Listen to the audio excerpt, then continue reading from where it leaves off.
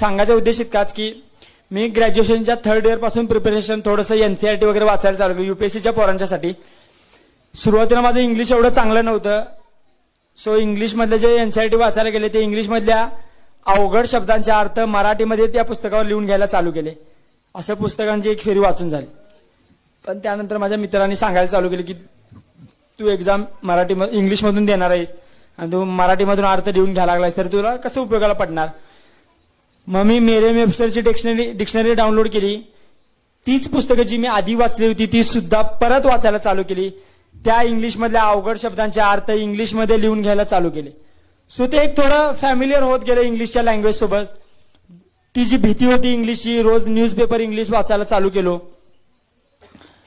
ती इंग्लिशची भीती कमी कमी होत गेली. नंतर अशी सिच्युएशन झाली की इंग्लिशमध्ये माझे विचार मांडणं सोपं होऊ लागलं आणि मराठीचा पेपर आम्हाला युपीएससीला असतो तो देणं म्हणजे लय अवघड वाटायला लागलं.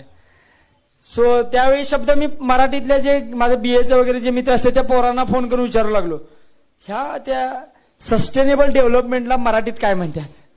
मग ते शाश्वत विकास, क्लायमेट चेंजला काय म्हणतात, मग वातावरणीय बदल वगैरे असले शब्द त्यांच्याकडे विचारून घेऊ लागलो.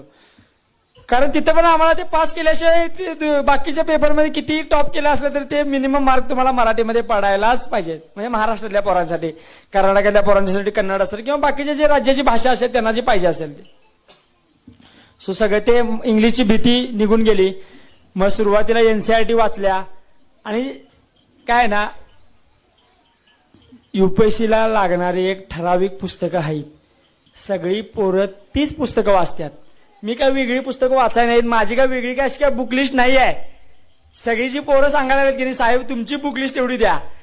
माझ्याकडे अशी काही जादूची छडी नाही आहे की जी पट्टणकोडीत मी द्यावी आणि बाबा पट्टणकोडीतले एक 25-30 पोरं सिलेक्ट व्हावीत. पण 100% सिलेक्ट कधी होणार, त्यांच्या प्रामाणिक कष्टातनं मात्र 100% सिलेक्ट होणार. हे मात्र 100% खरं आहे. सो बुक लिस्ट कोणत्याही एका युपीएससी मध्ये टॉप 10 मध्ये आलेले पोराचा बुक लिस्टचा व्हिडिओ तुम्ही बघा. तीच बुक लिस्ट आहे काय, फक्त 19 पीस तिकडचं जरासं. सो ते तुम्ही रीड करा. आणि युपीएससी मध्ये फंडा एवढाच आहे की जे तुमचे युपीएससीचे पीवायक्यू असतील, प्रिलिमचे असतील किंवा मेन्सचे असतील तेच तुमचं भगवद्गीता किंवा तेच तुमचं बायबल आहे.